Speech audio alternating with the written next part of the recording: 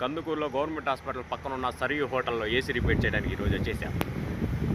ఇది హోటల్ కాదు, హోటల్ కింద ఉన్న మేనేజర్ క్యాబిన్లోది. చూసారుగా అసలు ఎంత మా బతుకులు ఎట్లా ఉన్నాయంటే, ఎంత చెత్తగా ఉన్నాయంటే. ఇలాంటి చోటు ఉంది అవుట్డోరు, అదనమాట. రిచ్గా ఉంటుంది. ఈ డ్రైనేజీలో ఈ కేబుల్ పడిపోయి కాలిపోయింది. ఇది కాలిపోయింది అనమాట.